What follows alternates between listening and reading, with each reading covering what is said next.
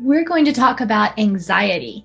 It can be really tough and challenging when you're dealing with a dog that has anxiety issues because, on the one hand, your heart is breaking because you know that your pup is suffering. But at the same time, managing these issues can be really challenging. Not only can anxiety manifest in obvious fear and discomfort on the part of your dog, but it can be a component in some pretty difficult behavior like aggression or destructiveness, or just being moody and difficult in general, balking and freezing on walks, things like this. All of these things can have a root in anxiety. And then, to make it even more difficult to deal with, there's all this contradictory information about what the best way to handle it really is. So we're going to go through some of those myths today and bust them so that you know the truth about how to address your dog's anxiety.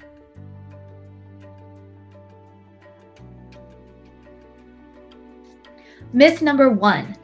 You hear this all the time. Don't feed the fear.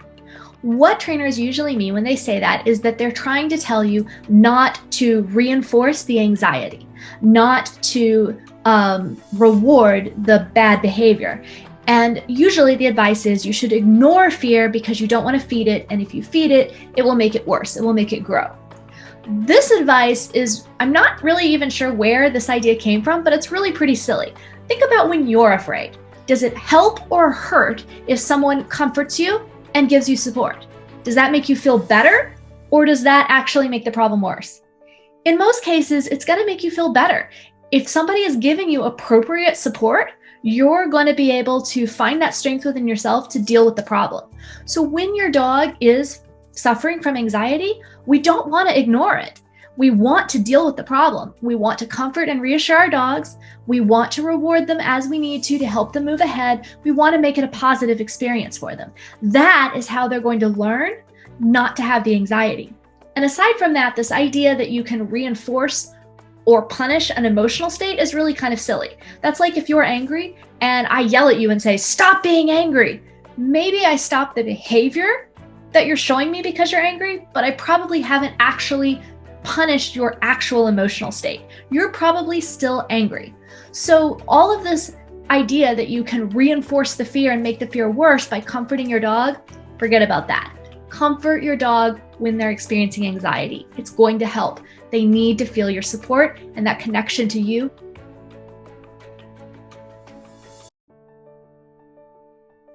Myth number 2. If your dog is anxious, they need a higher degree of exposure to whatever they're scared of.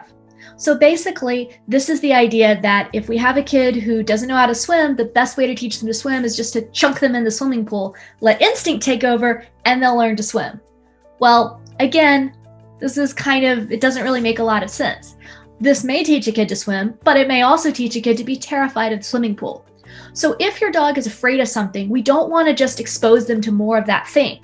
If your dog is afraid of people, taking your dog out to meet a ton of people is probably going to make the problem worse, not better, unless you do it in a really structured, gradual way while providing them with that emotional support we just talked about. Then you might actually be able to make progress, but it has to be done the right way. Otherwise, it will actually hurt rather than help.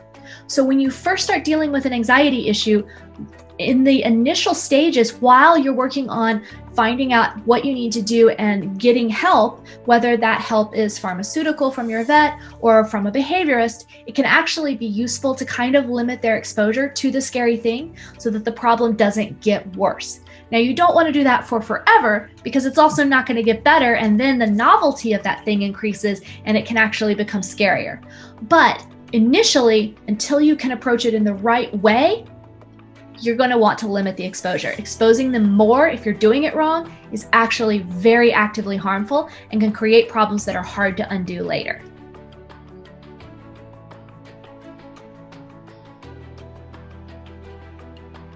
Myth number 3.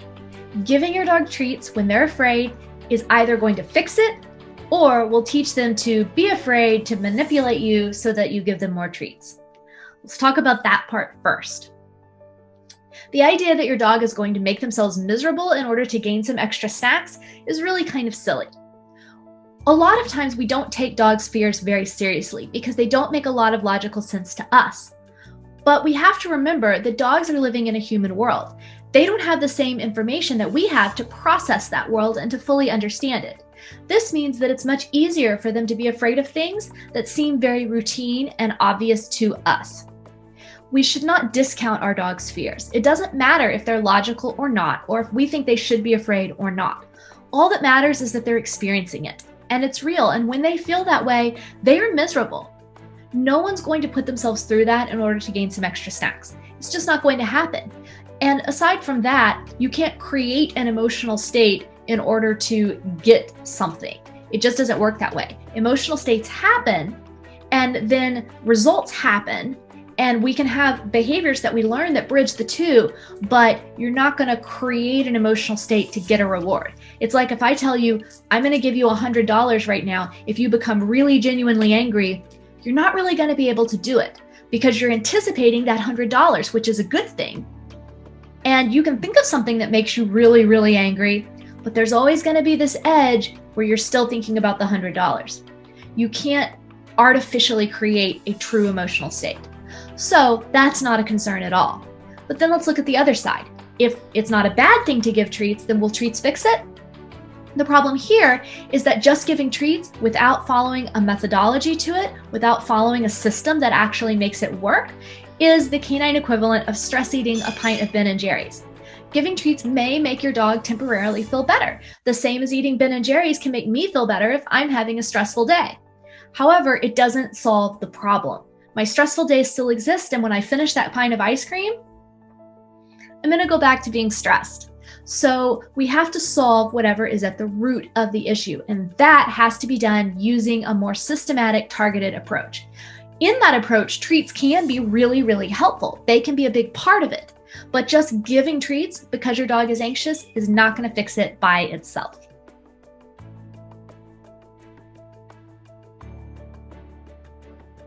Myth number 4, as long as you control whatever behavior your dog is exhibiting when they feel anxious, you're good to go. This is wrong because when we control the behavior that we're seeing, but we don't worry about the emotion that's fueling that behavior, then we're not actually solving the problem.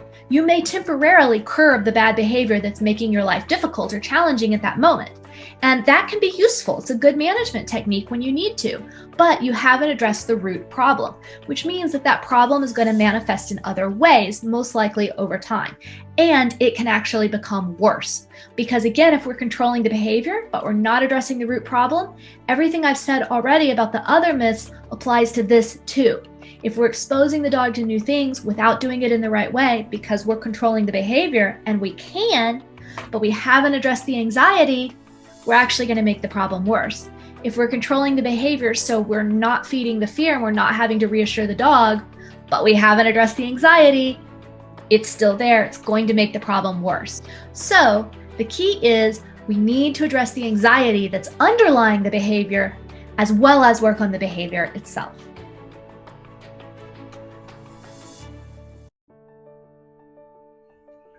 Myth number 5. Anxiety problems will go away with time, maturity, etc. This is not usually true.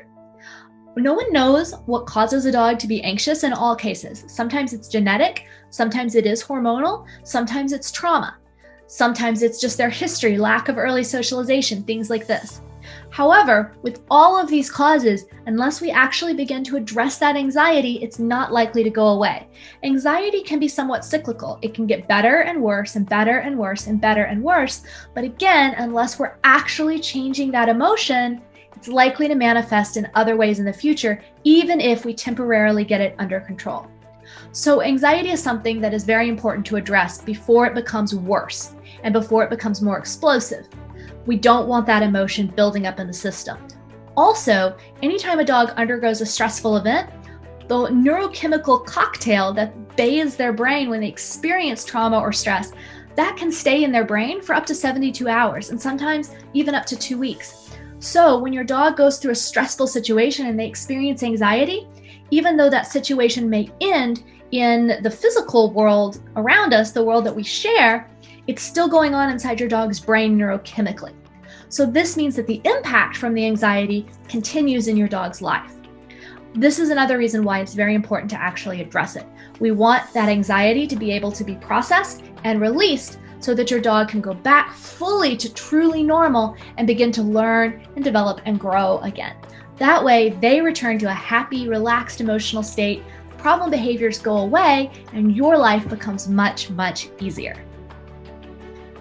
If you would like help diving into your dog's anxiety to understand what's fueling it and to learn the exact right way to address it so that we actually begin eliminating it, please reach out. I would love to help you and your pup feel more comfortable and happy in the world.